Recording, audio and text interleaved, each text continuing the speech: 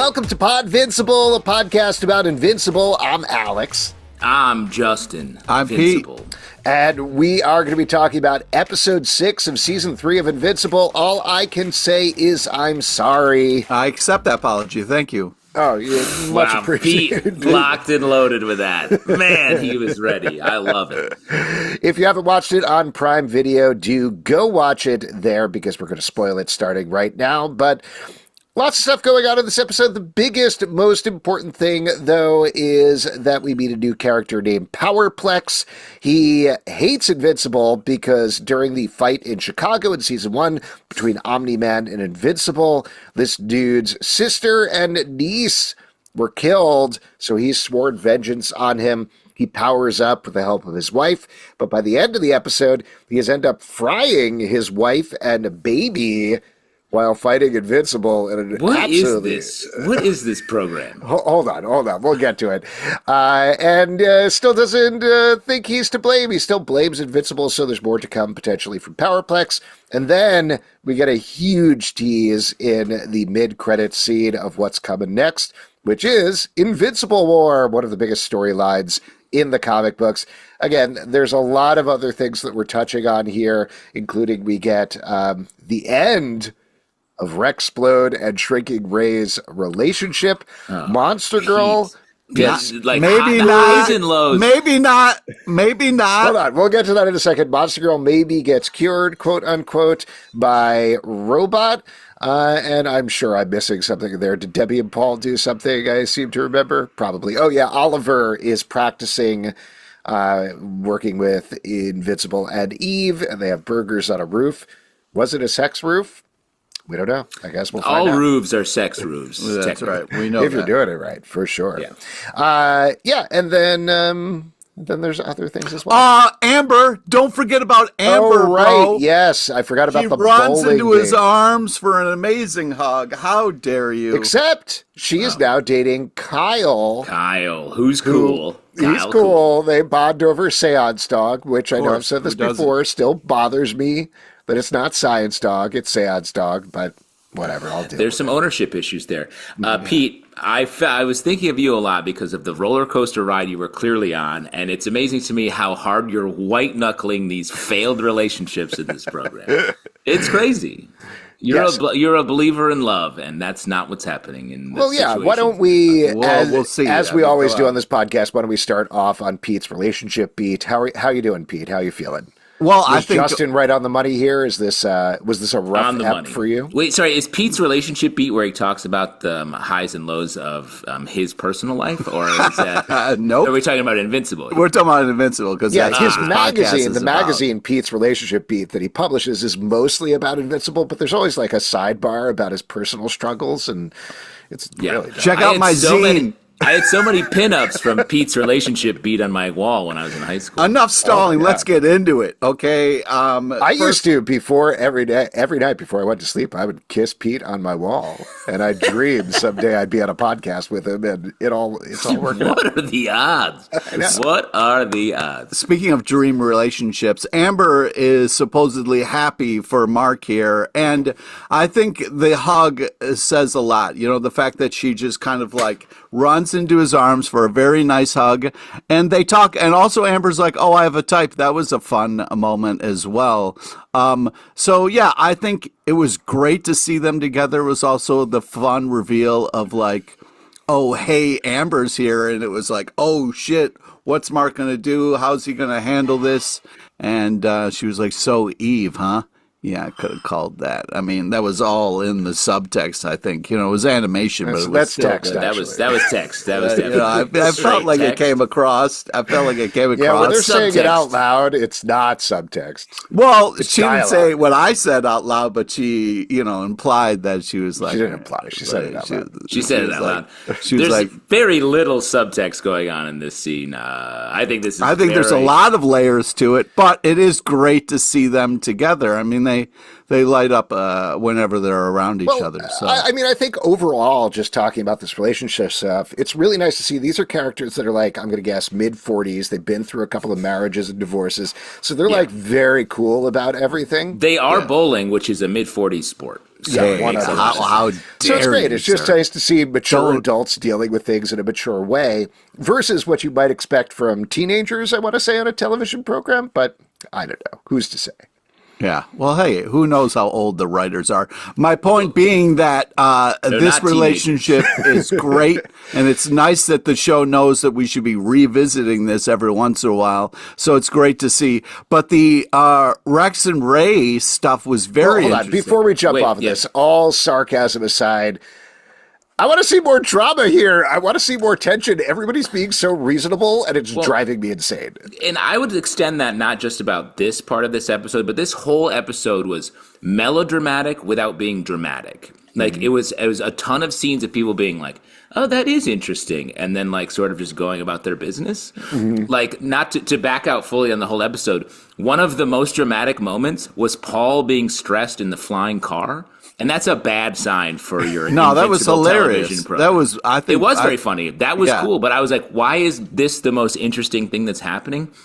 Setting aside the absolute jet black bleakness of the main plot of the storyline, there was both like casual and then horrifying over the course of it, which is well, but it didn't leave me feeling catharsis or affected by it. It left me feeling like sort of ambushed at the end and sort of like a little lost in the like Powerplex family melodrama that we were getting into here. I was like, I was in the middle. I was like, what are we doing? And they're like, oh, just killing these people? Setting up their deaths? It felt like, I felt a little bit rug pull here. And then the end, the post-credit scene that you teased, Alex, we've seen most of this scene already. Do this once, but not twice. The Mark reveal. I want to go on record. The mustache Mark is my favorite. Of course. There was a close-up on the stash. We'll definitely talk about that and what that means towards the end of this episode. Let's sort of like put that on the back burner for the moment because there are a lot of other things to talk about. Justin, I hear what you're saying. I mean, I think what they're doing here is what we've been talking about all season long. It's basically trying to push Mark into situations where he is going to kill somebody. And here, I actually did think it was kind of interesting, the thread of him dealing with the guilt of what happened in Chicago. But like you're saying, it turns out in the grimmest, darkest way possible. And I'm not sure what it says about Mark, because ultimately he's like, basically at the level of, yeah, this is a real bummer. I'm really bummed about Chicago. Oh, man, that's a real bummer that this guy killed his wife and baby and fried them, and I saw their fried corpses. I'm really bummed out about it. It doesn't seem to be pushing him anywhere because, yes, he's challenged to be like, do I kill this guy to take him down? And his answer, I think, laudably is like, nope. I'm not going to fight you, man. I'm not going to fight you. And then he sees what happens when you power up and you go too far with Powerplex. That's what they're showing here. And with the next storyline, obviously, like he's going to get a very physical one-to-one showing of that. But other than kind of knowing where we're going in the comic book, it's unclear to me how this ties into Mark's journey because he's so evil this episode. Well, I would argue that I think this was interesting because he talks a lot about like Cecil protecting him from this kind of stuff, and then him kind of struggling with, oh, actually, I should know the ramifications of my actions. And there's this also interesting thing going on with Oliver where Oliver's like, I want to do this. And he's like, you're not ready, man. And I think that this is an example of what Oliver's not ready for is that when you mess up, a shit ton of people die. And they might be upset about that. But I also think it's interesting that instead of it being this thing where Mark's like, okay with it or whatever, I'd like to see him struggling and sad and just kind of staring at the names. I think that is very powerful and interesting to make this character go through, especially with all of that is coming and happened to him. Also, the whole kind of like, when are you good and bad? That Oliver is kind of be like, will everyone hate my dad forever? Like he's two people. So it's an interesting thing that they're kind of grappling with. And I'm glad it's not all just wrapped up and he knows like, oh yeah, it's sad, but I got to keep doing things and try not to kill people. I don't know. We sat in it in this episode and I kind of appreciated it. Well, the only thing that, because I like the theme of this season, I just feel like they're making Mark wrong a lot, or just like ignorant or not aware of what's happening, where I feel like everyone around him is like, hey man, you need to chill about that, or you need to deal with that. Or like when he goes to Powerplex at the end, he's like, hey, I just want to tell you, I did know their names. And Powerplex is like, what? That's not the point, you idiot. And I was like, I'm with Powerplex here. That was a very... Well, that's the thing. You're rolling with Powerplex, a lot of it. Well, not a ton for me, but like that moment, I was like, why am I feeling more sympathy to the viewpoint of the villain here who just did horrible things for his own personal reasons? And that's just a strange place with this far into the season. Well, it makes me wonder, is the show trying to get us, the viewer, around to the idea that it is okay for Invincible to kill? Because he could have saved the wife and baby if he killed Powerplex, if he fought Powerplex. The decision that he ultimately made wrong, like Powerplex is in the wrong, mind you, but the decision Mark made incorrectly was not immediately removing Powerplex from that situation. And he could have done that with his strength immediately, like stop the whole thing. So you're saying that maybe this season of Invincible is pro-violence? Maybe. I think you guys feel that way. Yeah. I think you guys are missing what the real message of the season is make sure you have a sturdy roof for all the fucking you need to do on it. And this is big roof. I don't know how you guys don't see that. It's clear as day. I mean, every episode we got to have the roof action. You know what I mean? And a softness to it, I would argue, because the sturdiness is important, but also something that's not going to, really. Well, you bring a blanket up there, bro. You know what I mean? You don't want a soft roof. Save a step, man. Instead of the shingles, make your roof out of a mattress. Or better yet, and I learned this from a pig one time, straw.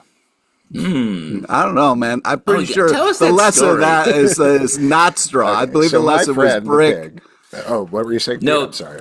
Alex does a sort of a reverse Three Little Pigs where it's not about safety from the wolf, it's about which house you want to fuck on. And I'll tell you what. It goes brick, stick, straw. Straw She may wins. be built like a brick shit house, but I want to fuck her on the straw roof. You know what I'm talking about? Wow. Man, I wish I did. Do we do pull quotes for the episode? Because that's a good one. I did want to get back to the Rex and Ray, not to jump all over the place. You're literally jumping. Well, let me just say one more thing before we move off this much larger theme than Rex and Ray's half relationship. What's more important to you to talk about today? Certainly. You talked about how all the characters are sort of maturing through the drama, out-maturing the drama here.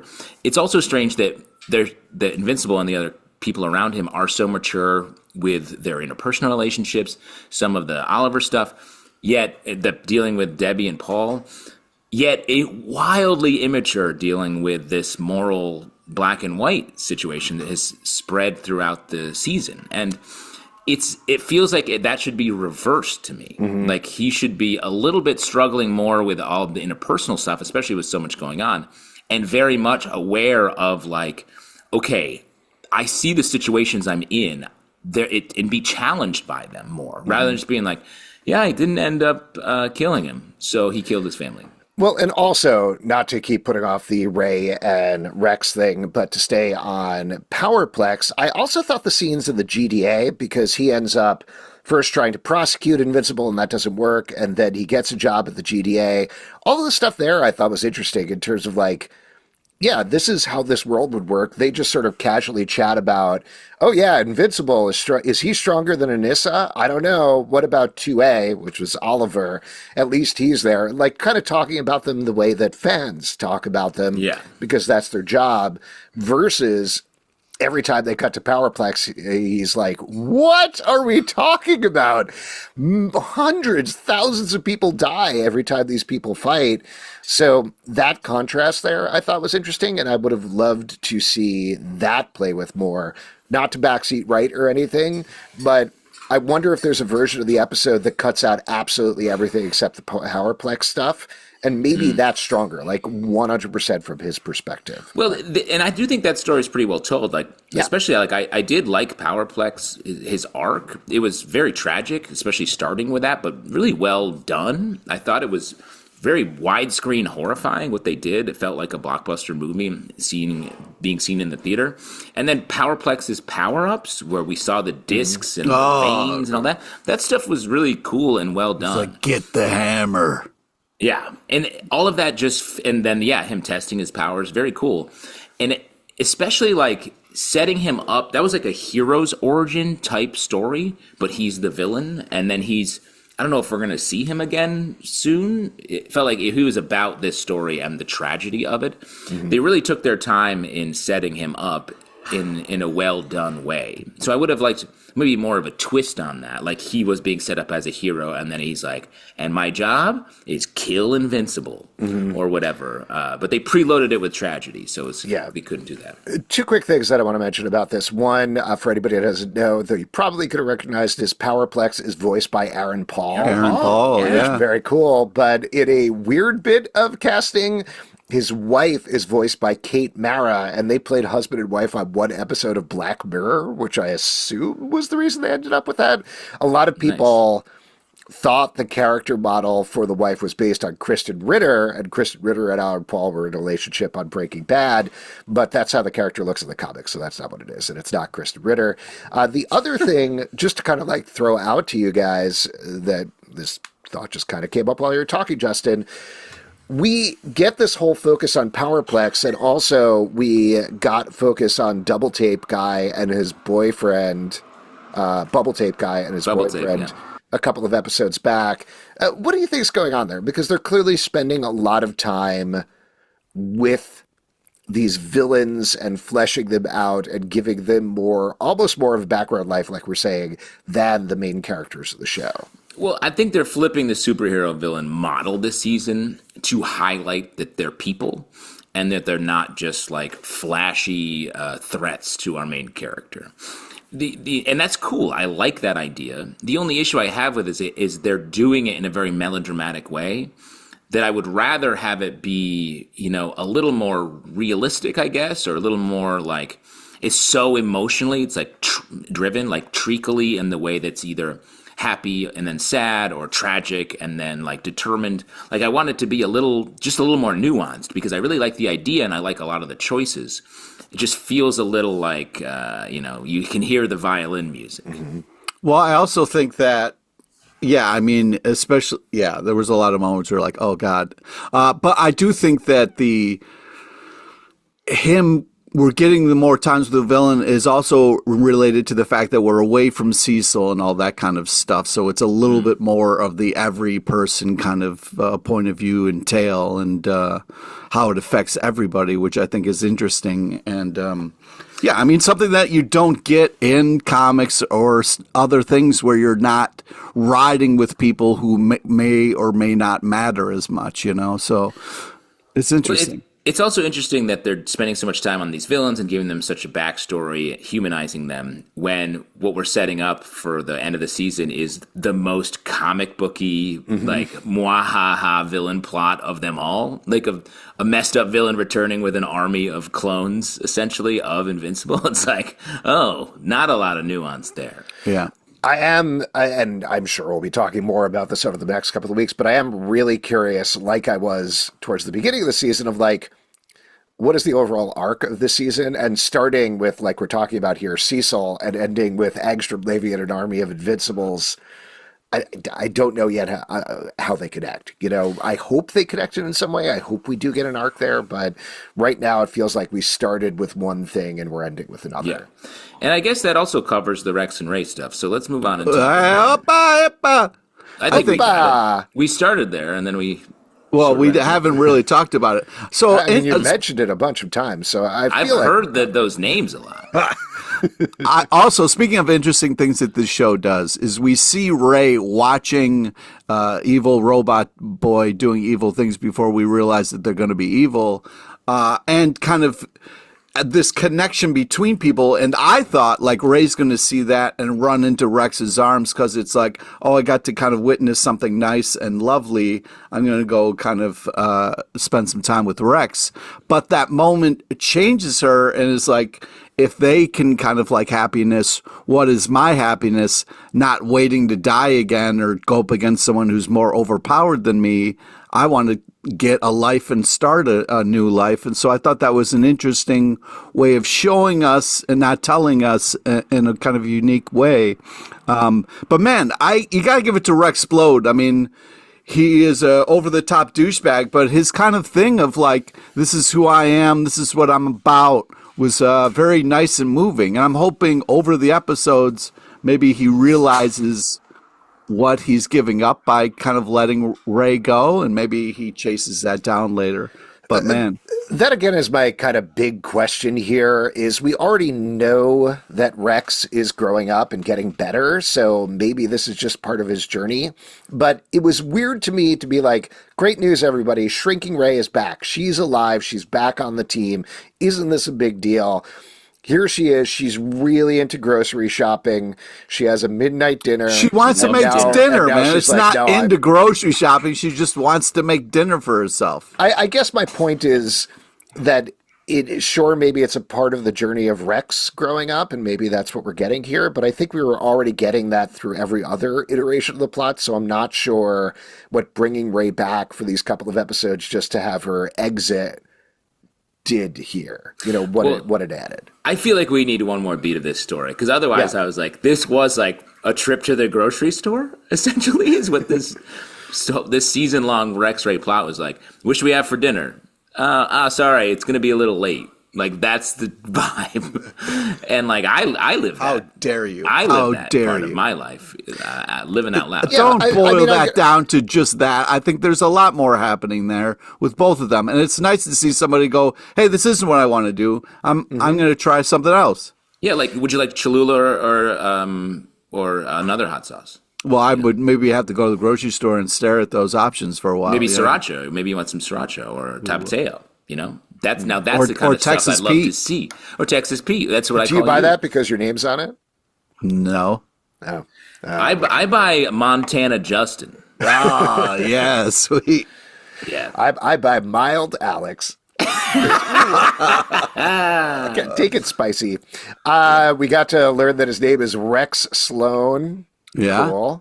Cool. Similar. Yeah. Mm-hmm. See, you could see how he got from Sloan to Splode. You know what I mean? 100%. I need one more beat here. Like, since we're heading into this Invincible War thing, it feels like Ray will come back for like one last mission, and that's where we'll get a closer on this storyline. She'll die. She'll die horribly. Again. Yeah. Something like that. I don't know. I guess we'll see what happens. What else? There was something else we should probably talk about. Well, how great Paul is? Can we talk about how great Paul is? Cliff Curtis, man. Love Cliff Curtis. The amount of Paul in this episode is, again, shocking. I don't know. I don't know what we're doing with this story. Not to cross the streams here, but Pete... there's a character named Paul who is currently dating Mary Jane in the Spider-Man comics, and everybody's like, what are you doing here? You're a normal guy. Get out of here. Leave us alone.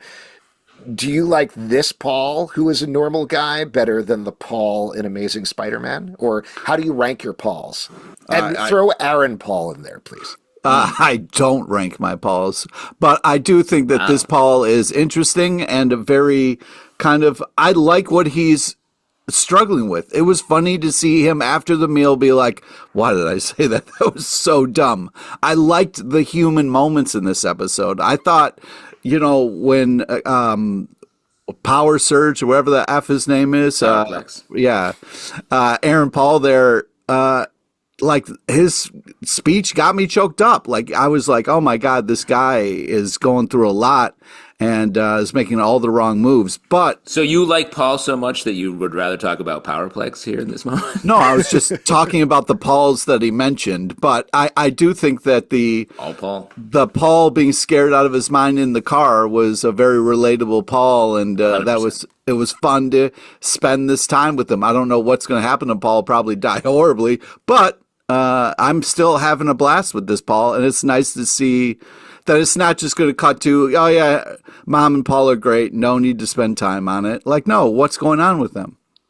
If your hot sauce Alex is mild Alex, I feel like Paul's is just like regular oatmeal. He's so like it's not hot sauce. Bingo. Now you get my point. I think he's just so like milquetoast. I'm not sure. Makes sense. What do you mean milquetoast? He makes some mean spaghetti, bro. Come on. Yeah, that's the most normcore thing to make and be good at. It's like you make a good spaghetti. That's literally two things. That drives me a little crazy. That's the way Paul makes it. This is a general TV thing, but almost every TV show and every movie as well, there are one of two things people make.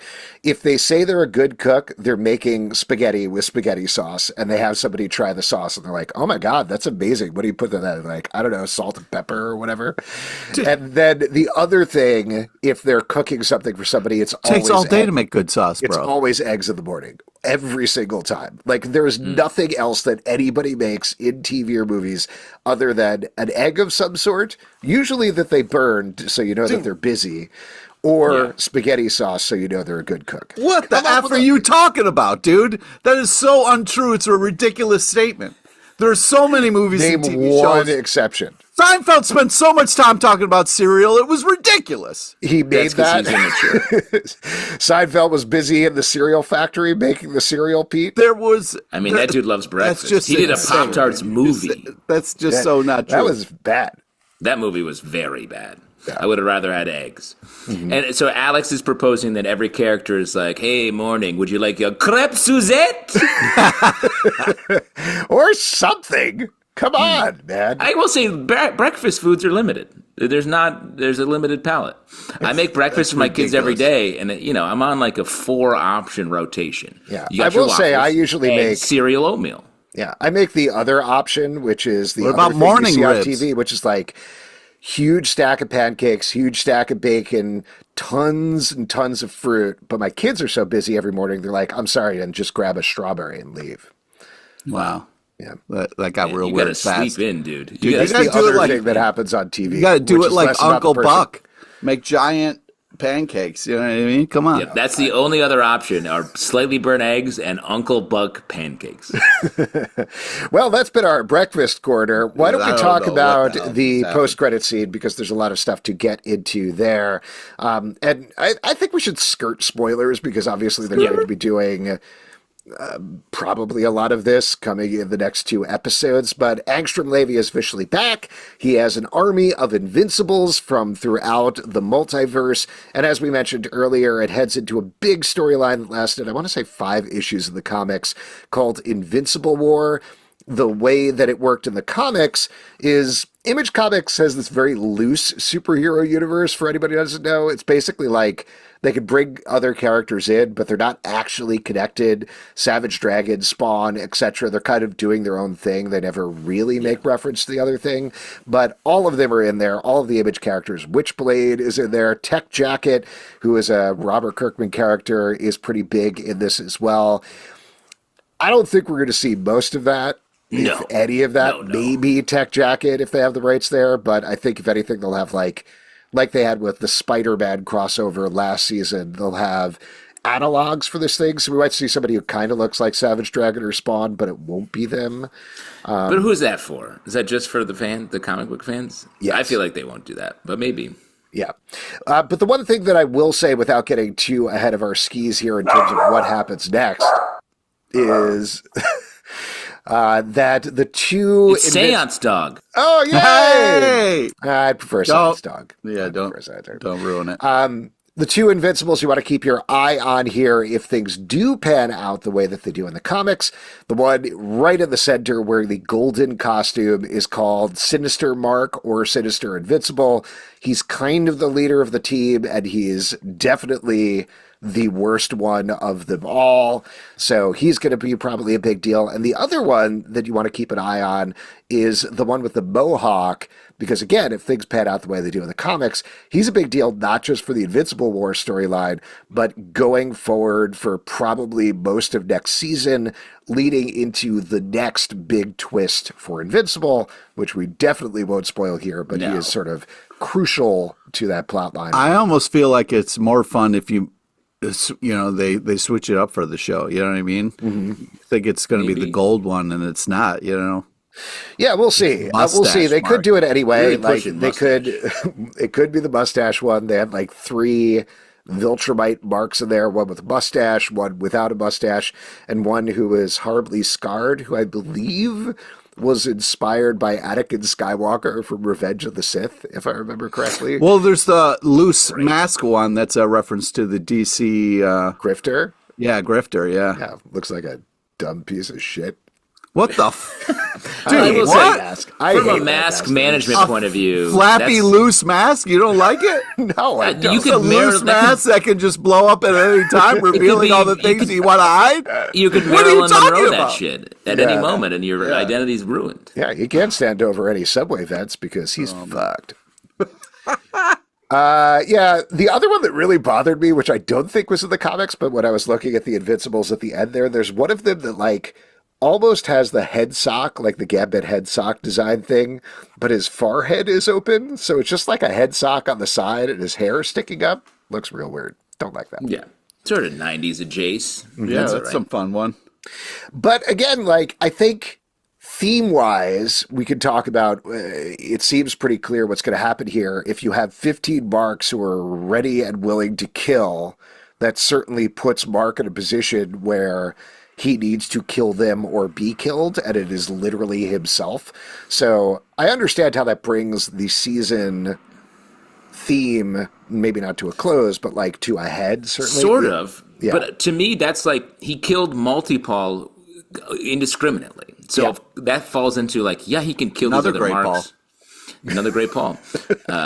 He can kill the Invincibles, no problem. Maybe Yeah. it'll come down to killing Angstrom Levy, but like, Sure. I don't But we already did that. yeah. So maybe it's like him making the decision to not kill Angstrom Levy this time. But I don't know. I think that'll That's be what I'm the... saying. It feels weirdly like we've been here before with nothing different. Like Mark seems exactly the same. Maybe it will be revealed that he has changed, given everything that we've seen him sort of go through in this, or at least we've seen the narrative. We haven't seen his emotional side or his thought process change. Maybe it has, and we're just going to see it here. But it does feel like, a lot of this stuff feels fairly predictable. Yeah.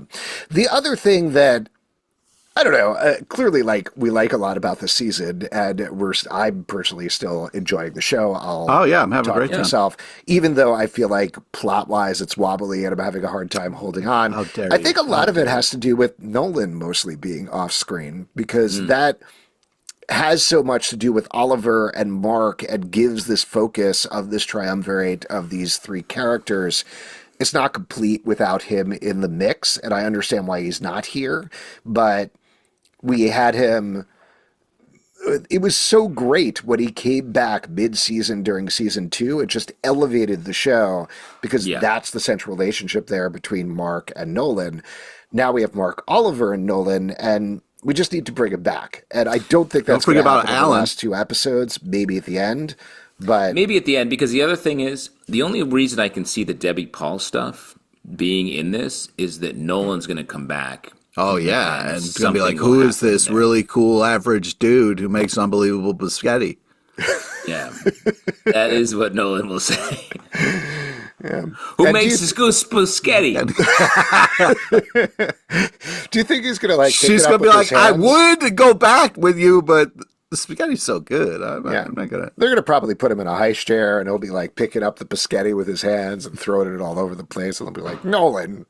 Jeez, I'm making a Knowles. mess. This is the worst thing I you've do ever done. think, though, that I'm wondering, as someone who, divorcing myself from the comic books, I think that it would be God, are really you okay? cool if Pete's relationship be divorced from the comics. if Nolan got there with Alan just in time for this big showdown, because Mark's going to need people. It's only 1 versus 15 of him.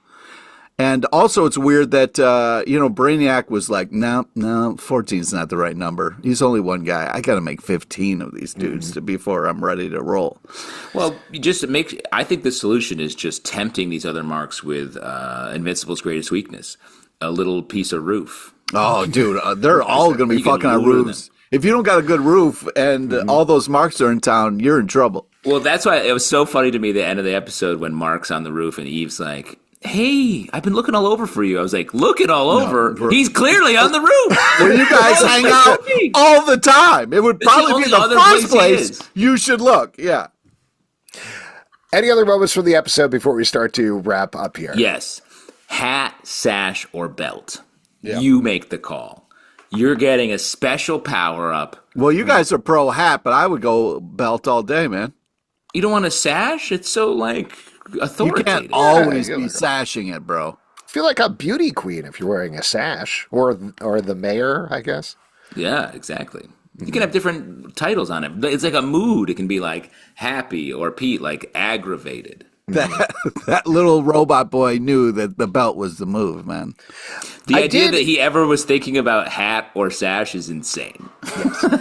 I will throw out there, just based on what we're talking about in terms of relationships, this scene I thought was great. And the reason I thought it was great was it moved the relationship of these characters forward through the Yes. lens of it being a superhero show. It moved the plot forward, but also it brought them closer together in a way that has slowly been progressed here, which we don't really get from the Rex and Ray thing. We mostly are not getting from Mark and Eve or Amber or anything like that. So more of that, less of the other thing. Well, that's Also- why it was especially crazy to me that Ray was watching that interesting scene play out and was like, huh. And she was like, hey, what should we have should we get nachos? Or whatever her scene was about. Whereas like, How oh, you took the dare wrong you. lessons there, Ray. No, she took the right lesson. That was my point. Were you even listening when I was talking? Yeah, you said Rex and Ray, and I was like, Also, it was great to see William back. Then I heard Pischetti. William back kicking butt at bowling, throwing down turkeys. That's impressive, man. That was a fun bit, that William Yeah. was better at bowling than everybody else. That was good. I like that. A couple of things I would say. Donald helping Invincible. Interesting. That I feel Interesting like is the split coming. Invincible moment of the episode. Well, wait a second for that. Elephant Man just really pushing that vegetarian lifestyle. John DiMaggio, Jake the dog from Adventure Time, Bender One of from my faves. Futurama. One of my Okay. faves. Wild to use him on such a small part. But it was And, funny part. The Him Powerplex, realizing he's just a training module was very funny. Powerplex big speech at the top with the title card stuff. I thought was. Oh, that was hilarious. And I would say talked about Aaron Paul. I thought his voice work was actually really good. He changed his voice quite Yeah. a bit for this role, which was cool. I mean, it was still recognizable, but yeah, he definitely changed it. Also, Sonic the Hedgehog showing up, that was funny as well. I did, plot-wise, I like the build there. That Shapesmith came in, beat Powerplex. Eve came in, beat Powerplex. And finally, on that third beat, we get Invincible coming in. So I thought that was a nice progression of that story, even if I had maybe some issues with it in terms of emotionally how it played out. Right. There was some real funny lines with that. Like, he came in on a fun beat and, then everybody thought he was dead. And then he just said his name. I mean, it's fun stuff. Yeah, good times. Why don't we wrap up here by talking about the Invincible moment of the episode? Pete, you already called yours out, so go ahead.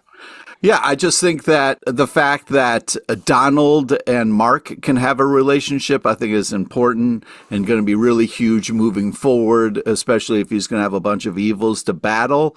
So I think their relationship starting to mend, even though Cecil isn't a part of it, is super interesting and is going to be huge later on.